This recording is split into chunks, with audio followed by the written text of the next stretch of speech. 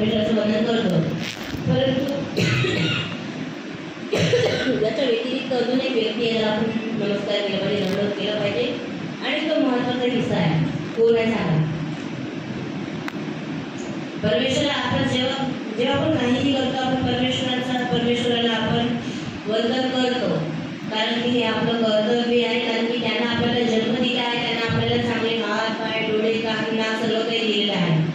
तर मग हे बारीक सारीक गोष्टी आहेत, ह्या काही मोठ्या गोष्टी नाही आहेत ज्या आपण म्हणजे सोडून देऊ, या गृहीत धरल्या पाहिजे. आणि हा आपण सोडून देतो त्याच्यामुळे काय होते माहिती का, आपल्याला समोर समजत नाही. किंवा जसं आपल्याला माहिती आहे की पटकन झाडझूड केल्यानंतर आपल्याला पटकन चहा मांडायला लागला, चहा मांडल्यानंतर पटपट आंघोळी करून स्वयंपाक करायला लागणार आहे, कारण की हे आपल्या दिनक्रम आहे. तशा पद्धतीनं प्रत्येक क्षेत्रातला व्यक्ती आपापल्या पद्धतीनं कसा असायला पाहिजे. जसं आता काव्य आहे, यांनी हे काव्य सिद्ध केलं, त्याने परमेश्वराला नमस्कार केला बा, त्याच्यानंतर त्याला कोणाला वंदन केलं पाहिजे सांगा? त्याचं दुसरं वंदन कोणाला असलं पाहिजे? तुमच्या तरी मतानं कोणीतरी सांगा.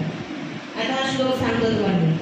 श्रीमच्चक्रधरा शनिधी श्रुतिवच पीयूष पूर्ण प्रभा पाथोद प्रतिपार्थ मंतरभरी शांतस्ते लोकस्ते या स्फुर्जित भीम भवाटवी समतट तम नागदेवम तथा. नाव आलेलं आहे बरं, त्याला तो वंदन करताय. तम नागदेवम तथा. गुरुला नमस्कार करताय तो. हा, मग दुसरा गुरु कोण आहे आपला? आपल्याला साने परमेश्वर दाखवला, ज्याच्या ठिकाणी आपण संन्यास घेतला. तुम्हाला माहित आहे ना, उपदेश गुरु, दीक्षा गुरु आणि ज्ञान गुरु. किती गुरु आहे? 3 गुरु आहे आपल्या जीवनामध्ये, ज्याचा उल्लेख केला जातो. तर म्हणून इथे त्याने काय केलं आहे, जो हा काव्य करणारा जे भास्कर त्यांनी आपल्या गुरुजीला सुद्धा वंदन केलेलं आहे, म्हणजे बटोबासांना. आणि सर्वज्ञ श्री चक्रधर स्वामी के मुख कमल के से निकले अमृतमय वचन, इस संसार में थके हुए प्यासे को प्यास बुझाने वाले तथा थकावट दूर करने वाले, इस महान संसार रूपी भयानक जंगल में भटकने वालों को विश्रांती देने वाले. कोणाला विश्रांती देतात? स्वामींचे वचन. जे संसारामध्ये थकले आहे, भागले आहे, बिचारे दुःखीस्त लोक आहेत, अशा लोकांना स्वामींचे वचन काय करतात? शांत करतात आणि त्यांचं दुःख दूर करून काय करतात? विश्रांती देतात.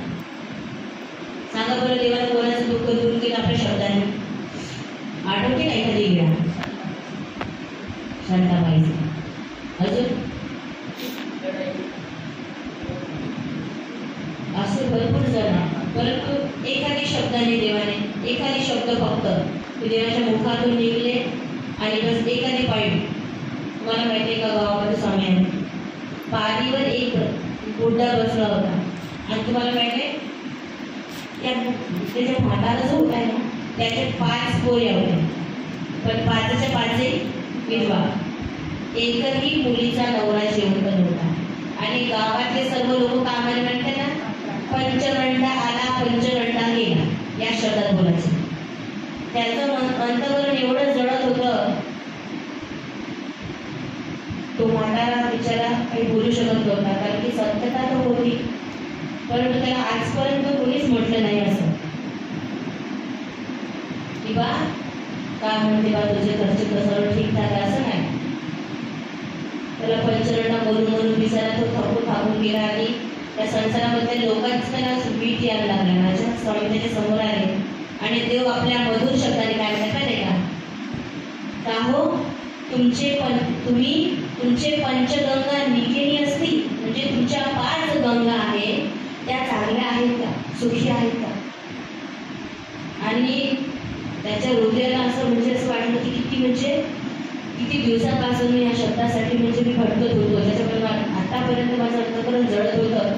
तुला फक्त स्वामींच्या शब्दापासून त्याला काय झालं, त्याचं जळतं अंतःकरण शांत झालं. म्हणजे कोणासोबत बोलण्याचं जे ज्ञान आहे ते स्वामीने दिले. समोरच्या तुम्हाला माहिती आहे आपल्याला मन समोरच्याचं मन जाणता नाही. तर हे जाणण्याची जी योग्यता आहे, हे जाणण्याचं सामर्थ्य कशामुळे माहिती का? तुमच्या वागणुकीनं, तुमच्या बोलण्यानं तुम्हाला मिळतं. हे जेव्हा तुम्ही चांगले चांगले बोलाल ना, तेव्हा तुम्हाला आपसूकच तुमची मैत्रीण असो किंवा तुमचे एखादे मित्र असो किंवा तुमचे आप्त असो, तुम्हाला लगेच आपल्या मनात वेळा पटकन सांगतो. कोणीच कोणाला एक पटकन एकाएकी आपल्या मनातलं गांभीर्य सांगत नाही. किती संकट असो, किती काय. तुम्हाला माहिती आहे, आज संसारामध्ये असं आहे की आई मुलाला सांगू, म्हणजे मुलगा आईला सांगू शकत नाही की मला म्हणजे कोणती पीडा आहे बा, हे असं काहून आहे. कारण की आपण कधी मुलाला घेऊन बसत नाही, त्याच्या अंतःकरणात म्हणजे काय सुरू आहे हे जाणून घेण्याचा प्रयत्न करत नाही. तर आपण जर त्यांच्यासोबत बोलणं चांगलं माधुर्यानं ठेवलं तर मग तो आपले भावही तुम्हाला सांगेल. आणि म्हणून इथेही स्वामींनी भटकलेल्या जे लोक आहेत संसारामध्ये, थकले खागले लोक आहेत, जे दुःखीस्त लोक आहेत, त्यांचं हे स्वामींचे शब्द काय आहे, विश्रांती देण्याचं ते ठिकाण आहे. आणि म्हणून साधु परमेश्वरता असाधु जीव देवताओं के विषय में अच्छी प्रकार जानकारी प्राप्त करने वाले आचार्य श्री नागरिक जी को मैं बार-बार नमस्कार करता हूँ. कोणाला नमस्कार करताय? ज्यांना परिपूर्ण ज्ञान आहे अशा ज्ञानी व्यक्तीला तो मस्तपट बोली कर, म्हणजे आचार्यांना आपलं काय करतात, नमस्कार करतात, वंदन करतात. सह्यांचराशी सुळके ज्याचे प्रभामंडळ भागे तो श्री दत्त लाट पडके नमस्कारितो असे.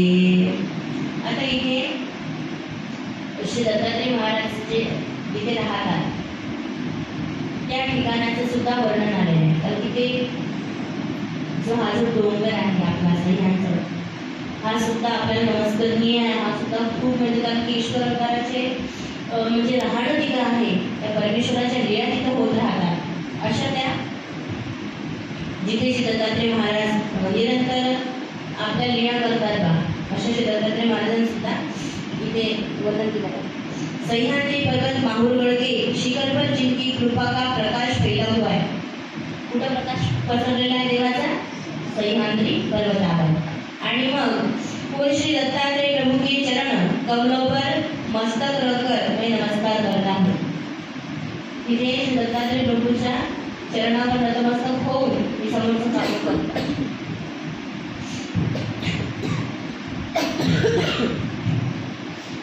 नवीन यादव कुलतिलकू जो कैवल्य लता कुसुम तबकू उदयला आनंद मृगांकू मोहांधकारी. कैवल्य रूपी बेल पर फूलों से गुच्छों की न्यायी खिलने वाले, कस्तूरी के समान सुगंध फैलाने वाले, मोहरूपी अंधकार को दूर करने वाला, आनंद देने वाले अर्थात आनंद रूपी उदय होने वाले सूर्य यदुकुल में तिलक की न्यायी भगवान श्री कृष्णचंद्र जी को मैं नमस्कार करता हूँ. आता त्यांचं म्हणणं कसं आहे की ज्या पद्धतीने एखाद्या वेलीला फुलं फळं येतात तशा पद्धतीने श्रीकृष्ण भगवंत ज्या कुळामध्ये अवतार धारण केलेले आहेत, कारण त्याच्यामध्ये उद्धवाचा आणि अर्जुनाचा संवाद आलेला आहे. त्याच्यामुळे त्यांनी त्यांच्या कुळाचं जे आहे, ज्या कुळाला ते जन्माला आलेले आहे त्याच्यासाठी हे करताय, म्हणजे वाहवाही करताय की ज्या कुळामध्ये श्री गोपाळकृष्ण भगवंत जसे ज्या पद्धतीने एखाद्या वेलीला पुष्प उगवतात, फुलं उगवतात, त्याच्यामुळे त्या वेलीचं काय होते, आपसुकच एवढे माय किती सुंदर फुलं लागले आहे वेलीला, त्या झाडाचे नाव त्या फुलामुळे येते. असं कधी झालं नाही का की मुलामुळे बाप चमकते, बापामुळे मुलं चमकतो? सांगा, कर्तृत्वाने चमकतो की नाही सांगा. एखादी बाप जर चांगले कर्म करत असतो तर तो त्याच्या नावानं मुलाचं हे होते नाही बा, त्याचा बाप असा होता तसा होता चांगला होता बा, असं नाही का. एखाद्याचं कसं असते, बाप मागं राहते पण नाही बाप मुलगा तिथं चांगला निघाला, म्हणजे कसं असते. अशाच पद्धतीने कवी सुद्धा त्या एखाद्या ज्या पद्धतीने एखाद्या वेलीला फुलं फुलं लागतात आणि त्याची सुंदरता त्याच्यामुळे दिसून येते, तशा पद्धतीने श्रीकृष्ण भगवंत कोणत्या कुळाचे होते? यदुकुल तिलका, ते यदुकुळातील होते. आणि म्हणून अशा यदुकुल तिलकालाही मी नमस्कार करतो. चैतन्याचे आणा कैवल्य मृदू कोंबेला, तो चांपे गोरू अभिमंदिरा श्री चक्रधरू. आणि चैतन्य मायारूपी क्यारी में कैवल्य रूपी फैला हुआ वृक्ष, इस चांपे को फूलों के रंग के समान विशेष प्रकारचे मी नमस्कार करता हूँ. म्हणजे देवाला मला माहिती आहे चांपे गौर देवाची श्रीमूर्ती होती.